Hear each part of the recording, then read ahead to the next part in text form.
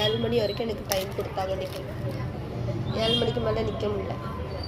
Vomit எடுக்க ஆரம்பி அங்கே வச்சே வாமிட்டாக வர ஆரம்பிச்சிருச்சு. இன்றைக்கி ஃபுல்லும் உள்ளே நின்றுருக்கேன். ஏசிக்குள்ளே வெளியில் வரல. நான் அதான் நீ கால் பண்ணி நான் எடுக்கவே இல்லை.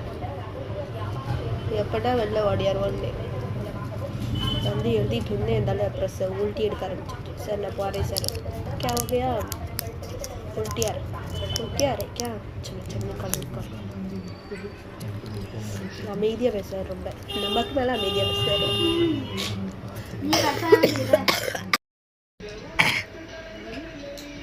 நாங்களும் என் பிள்ளை தான் என்னமோ பாத்திரத்தெல்லாம் நினைக்கி போட்டோன்னு நினச்சேன்.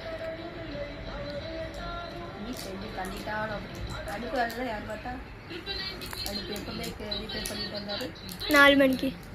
Very good. மாதக்கணக்கில் சொல்லி இன்றைக்கி தான் நடந்துக்கிறப்ப அதுக்கு இன்றைக்கி தான் தரப்போங்க.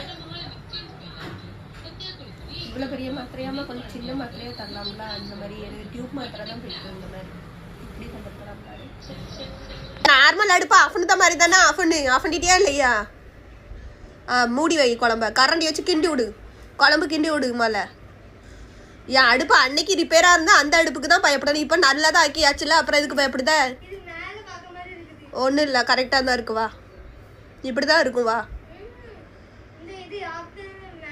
கரெக்டாக தான் இருக்கு. ஆஃப் பண்ணிட்டு வா. கரெக்டாக ஆஃப் பண்ணி மூடி வை. குழம்ப அலசி விடு இப்படி லைட்டாக தூக்கி பண்ணாட. புளிக்கிட்டு வருது. இதுக்கெல்லாம் என் பக்கத்தில் தள்ளி போயிடுத்து. அப்புறம் உனக்கும் ஒட்டிக்கிடும் பார்த்துக்கோ. மாத்திரத்துக்கு எச்சதாக இருக்கு. வாய் வழியாக தான் மூச்சு விட அப்படியே இருக்கு.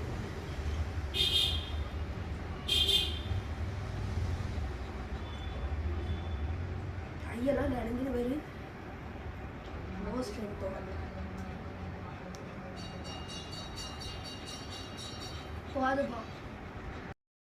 நீ எடுத்து சாப்பிடு. போ, மடியாவதுலாம் சாப்பிடு.